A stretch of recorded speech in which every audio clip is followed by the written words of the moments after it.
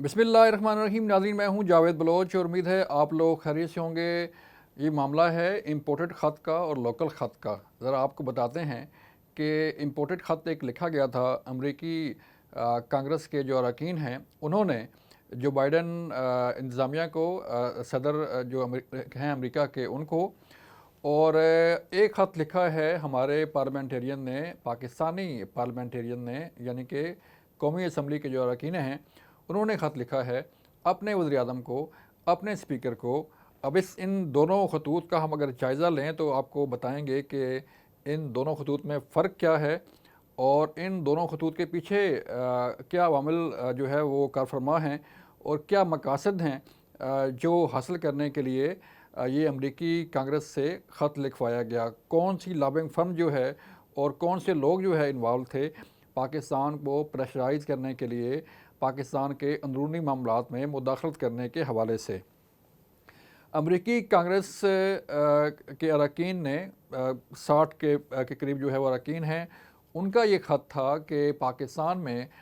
तहरीक इंसाफ के बानी चेयरमैन इमरान खान के ख़िलाफ़ जो है बड़ी ज़्यादतियाँ हो रही हैं और उन्हें जो है वो नाजायज़ तौर पे अंदर रखा गया है जेल में। और जो बाइडन इंतज़ामिया जो है, अमरीकी हुकूमत जो है वो पाकिस्तान पर प्रेशर डाले और उनकी रिहाई के लिए इक़दाम किए जाएँ और पाकिस्तानी फ़ौज पर पाबंदियाँ लगाने के हवाले से भी जो है वो बात की गई थी। अब इन जो कांग्रेस के अरकान हैं, ज़रा उनकी तफसील ज़रा जानिए और फिर मैं आपको बताऊँगा कि आज जो ख़त लिखा गया है पाकिस्तान के अरकान कौमी असम्बली की तरफ से, 160 अरकान कौमी असम्बली ने ख़त लिखा है। वो ख़त क्या है? जो अमरीकी कांग्रेस के अरकान ने ख़त लिखा है वो लोग कौन हैं? उनमें से 9 तो जो हैं वो कट्टर यानी कि प्योर जो है वो ज्यूज़ हैं, यहूदी हैं, जो चाहते हैं कि इमरान खान साहब जो है को जल्द अज जल्द रिहा किया जाए। इनमें से 29 ऐसे हैं जो इसराइल के जो है वो हमायती हैं, खुल्लम खुल्ला इसराइल की जो है वो कांग्रेस में और मुख्तलिफ़ फोरम पे उनकी हिमायत भी करते हैं। और फिर 13 जो हैं इनमें से वो ऐसे हैं जो प्रो इंडिया हैं, भारत के जो है वो हिमायती निकले हैं। ये एक रिसर्च सामने आई, एक रिपोर्ट सामने आई और उसमें हमने जायज़ा लिया कि कौन जिन लोगों ने ख़त लिखा है उनका माइंडसेट क्या है, वो चाहते क्या हैं और उनका तल्लक वास्ता जो है वो कहाँ कहाँ से है। अब 13 तो हो गए इनमें भारत के जो हमायती हैं वो, और 50 ऐसे हैं नाज़रीन जो LGBT जो है वो उसके हमायती है, यानी कि जो हम जिन्स परस्ती है उसके हमायती हैं। ये 50 अरकान वो हैं। उनमें से 21 जो है वो टोटली एंटी पाकिस्तान और 2 जो है वो एंटी कश्मीर अरकान जो है वो जाने जाते हैं। उनकी शोहरत ऐसी है कि वो प्रो इंडिया हैं, प्रो इसराइल हैं, एंटी पाकिस्तान हैं, एंटी कश्मीर हैं, वो ये लोग हैं। और ये वो डिमांड कर रहे हैं कि पाकिस्तानी हुकूमत ने इमरान खान पर जो है वो बड़े मुजालम ढाए हुए हैं और उन्हें रिहा किया जाए। अब ये ख़त जो है और इस ख़त की तस्दीक भी जो है अमरीकी दफ्तर ख़ारजा के जो तर्जमान हैं उन्होंने अपनी प्रेस कॉन्फ्रेंस में भी ये इस बात की तस्दीक की कि ये ख़त मौसूल हुआ है और जो बाइडन इंतज़ामिया जो है वो इसका मुनासिब वक्त पर जवाब देगी। अब ये एक ख़त है। इससे पहले अगर थोड़ा सा पीछे जाएँ तो आपको एक करारदाद मिलेगी जिसमें ये डिमांड की जाती है कि जो है वो इमरान खान को रिहा किया जाए और ये किया जाए वो किया जाए। तो उस पर भी उसके अगेंस्ट जो है पाकिस्तान की पार्लियामेंट में यानी कि कौमी असम्बली में एक करारदाद पास हुई थी। उस करारदाद के ख़िलाफ़ कि ये करारदाद जो है पाकिस्तान के अंदरूनी मामलात में मुदाखलत है। अब ये बात हो गई। अब इस ख़त पे आइए। ये ख़त जो है जब लिखा गया और फिर इसकी तस्दीक भी जो है वो अमेरिका के फ़ॉरेन ऑफिस के स्पोक्समैन ने कर दी, तो उसके बाद आज की तारीख़ में एक ख़त जो है 160 अरकान का जो कौमी असम्बली में MNAs हैं, रुकने पार्लियामेंट हैं, उन्होंने ये ख़त लिखा है अपने वज़ीर-ए-आज़म पाकिस्तान को और स्पीकर कौमी असम्बली को, जिसमें ये कहा गया है कि ये जो कांग्रेस का ख़त है ये पाकिस्तान के अंदरूनी मामलात में मुदाखलत है اور اس پہ جو ہے وہ اس کی مذمت کی جانی چاہیے، اور پاکستان جو ہے اپنے قوانین کے مطابق جو ہے وہ تحریک انصاف کے بانی چیئرمین عمران خان صاحب پر جو کارروائی ہو رہی ہے وہ جاری رکھے۔ اس خط میں مختلف پوائنٹس اٹھائے گئے ہیں۔ اب وہ پوائنٹس کیا ہیں؟ ایک تو یہ ہے کہ سانحہ 9 مئی کی نشاندہی کی گئی ہے اس خط میں، اور یہ کہا گیا ہے کہ جو سانحہ 9 مئی کے کردار ہیں، جو ملزمان ہیں، انہیں جو ہے وہ کیفر کردار تک پہنچانا چاہیے ایز پر لا، جو پاکستانی لا جو ہے قانون کہتا ہے اس کے مطابق جو ہے وہ کارروائی ہونی چاہیے۔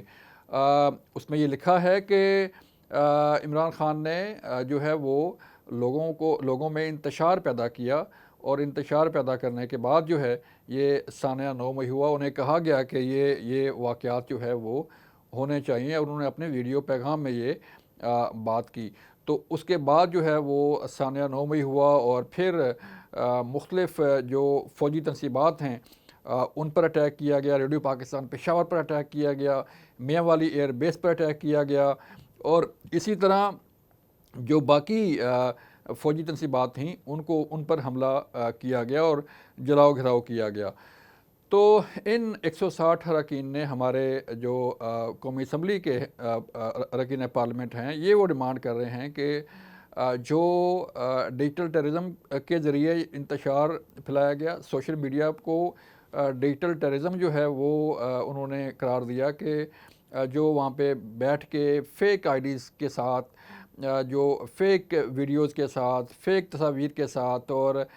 ڈیپ فیک ویڈیوز اور آڈیوز کو جو ہے وہ وہاں پہ پھیلا کے لوگوں کو ورغلایا جا رہا ہے، لوگوں کو اکسایا گیا، لوگوں میں اشتعال جو ہے وہ پیدا کیا گیا۔ تو ایسی چیزوں کا جو ہے وہ قلع کمک ہونا چاہیے۔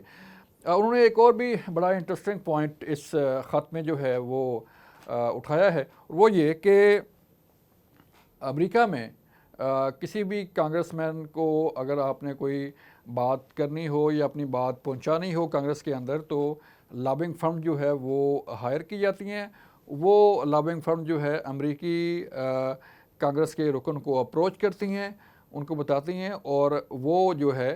اپنا ان کا جو مدعا ہے، جو ڈیمانڈز ہیں، وہ کانگریس کے اندر جو ہے وہ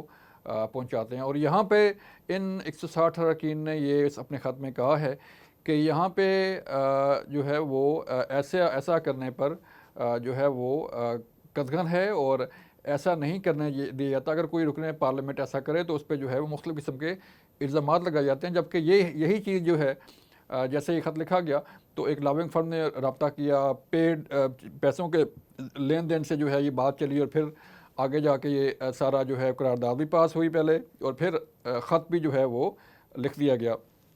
تو اس کی نشاندہی کی گئی ہے کہ اگر کوئی رکن پارلیمنٹ یا کوئی اور شخص جو ہے کوئی بات کرے تو اسے کہا جاتا ہے کہ یہ فلاں کی جو ہے وہ حمایت کر رہا ہے، یا فلاں کی جو ہے وہ یہ کر رہا ہے، تو یہاں پہ اس کو معیوب سمجھا جاتا ہے، لیکن امریکہ میں جو ہے وہ چیز جائز ہے۔ تو یہ بھی ایک پوائنٹ ہے۔ اور دوسرا یہ کہا گیا ہے کہ